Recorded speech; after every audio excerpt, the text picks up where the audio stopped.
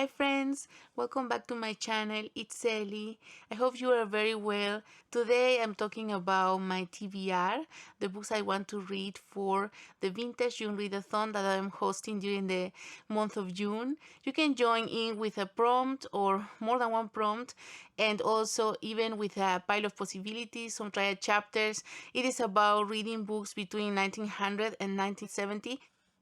The first prompt is read a book from a new to you author, and I've chosen Miss Haargraves by Frank Baker.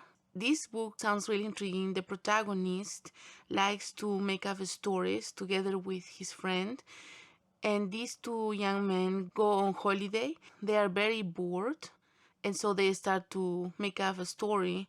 This time something is very different. The person that they'd made up, an elderly lady, comes to life.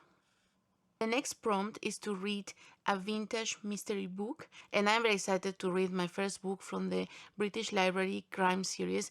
I've heard a lot of good comments about the books in this series, and I find the covers very appealing. So I've been wanting to read a book from this series, and this is the perfect opportunity. So I'm very excited about A Telegram from Le Touquet.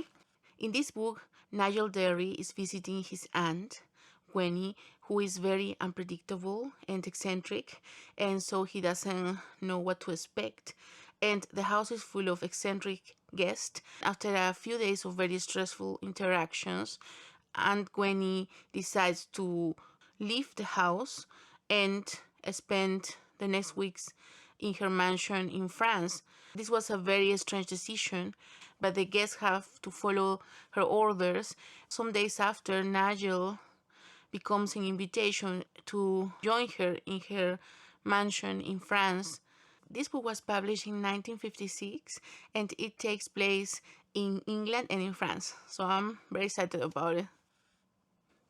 The next prompt is read a book by your favorite vintage author.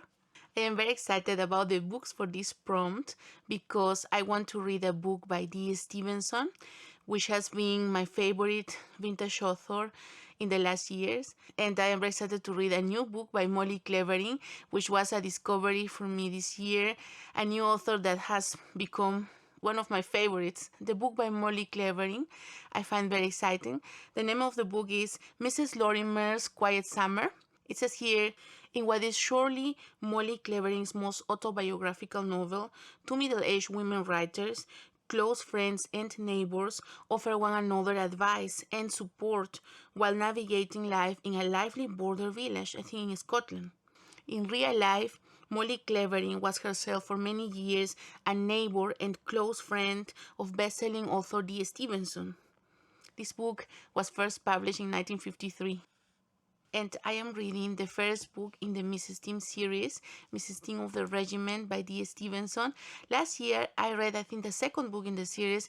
She writes like it would be her journal, her diary, and she was an army wife, and this is, in real life, D. Stevenson was an army wife, and this is a diary about an army wife, and yes, her daily life, and how she has to manage her household. Here it says, left alone for months at a time while her husband is with his regiment, Mrs. Tim resolves to keep a diary of events, large and small, in her family life. The next prompt is read a historical fiction that takes place between 1900 and 1970, and I've chosen a mystery, The Mitford Murders. It takes place in 1919, and it says, lose yourself in the first of a new series of mysteries set amid the lives of the glamorous Mitford sisters. Recognized for their beauty, eccentricity, conflicting political views, and sharp intellect, the Mitford sisters were undoubtedly the ultimate it girls of the 20th century. The next prompt is to read a vintage children's book. This year I read Apricot Sky by Ruby Ferguson, which is a very cozy story about a family spending the summer together. And it was very cozy, lots of slices of life, beautiful descriptions. And Ruby Ferguson has written a children's book series. The name is Jill's Ponies. And I've chosen Jill's Gymkhana. And it says, Jill unexpectedly finds herself the proud owner of a pony, but that's when her problems begin because ponies are expensive. Where will she find the money?